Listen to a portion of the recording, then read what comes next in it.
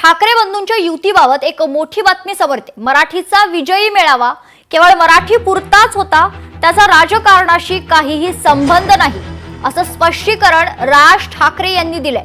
नोव्हेंबर-डिसेंबर दरम्यान चित्र पाहूनच युतीचा निर्णय घेणार असं देखील राज ठाकरे म्हणाले।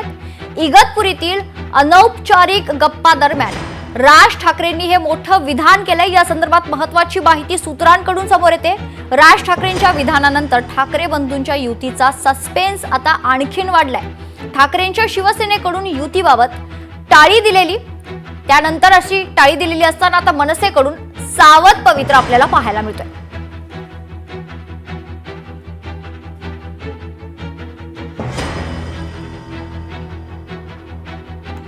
ठाकरे बंधूंच्या युतीबाबत महत्त्वाची अपडेट आपण पाहतोय। मराठीचा विजयी मेळावा केवळ मराठी पुरताच होता, त्याचा राजकारणाशी संबंध नाही, असं स्पष्टीकरण आज राज ठाकरेंनी दिलंय।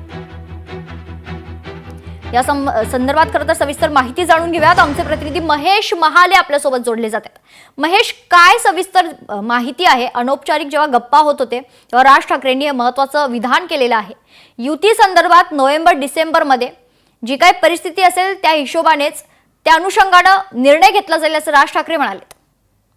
अगदी खरं आहे। खरं तर आपण बघितलं असेल तर मनसेचं 3 दिवसाचं जे शिबिर आहे ते नाशिकच्या इगतपुरीमध्ये पार पडतंय। या शिबिरामध्ये अत्यंत गोपनीयता पाळली जात आहे, माध्यमांना देखील प्रवेश नाही। मात्र अनौपचारिक गप्पांमध्ये राज ठाकरेंनी एक मोठं वक्तव्य केलेलं आहे, ते म्हणजे मराठीचा जो गेल्या काही दिवसांपूर्वी उद्धव ठाकरे आणि राज ठाकरे यांचा एकत्रित मेळावा झाला होता, तो फक्त मेळाव्यापुरतीच संबंधित होता, त्याचा राजकारणाशी कुठेही संबंध नाही। एकीकडे जरी आपण बघितलं तरी उद्धव ठाकरेंनी युती संदर्भातल्या पॉझिटिव्ह गोष्टी जरी समोर पुढे आणलेल्या असतील तरी मात्र राज ठाकरेंकडून अद्यापही सावध भूमिका जी आहे ती घेतली जाते। नोव्हेंबर आणि डिसेंबरच्या दरम्यान चित्र बघूनच युतीचा निर्णय घेईल असं देखील राज ठाकरे म्हणाले। खरं तर राज ठाकरे यांचं नाशिक उत्सवावर विशेष प्रेम होतं, कारण या शहराने त्यांना महानगरपालिकेची सत्ता दिलेली होती आणि या अनौपचारिक गप्पांमध्ये त्यांनी नाशिकच्या विकासासंदर्भात देखील काही गोष्टी समोर आणलेल्या आहे, ज्यामध्ये खड्ड्यांचा प्रश्न असेल तसेच कुंभमेळ्याचा प्रश्न असेल, या देखील गोष्टी बोललेल्या। परंतु मोठं वक्तव्य जे आहे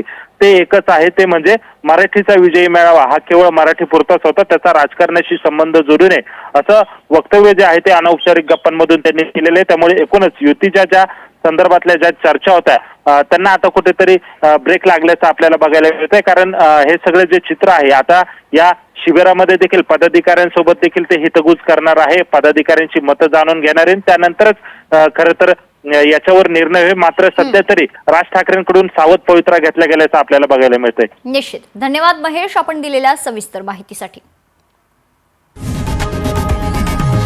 लोकशाही मराठी ऐका, पहा, जागरूक रहा।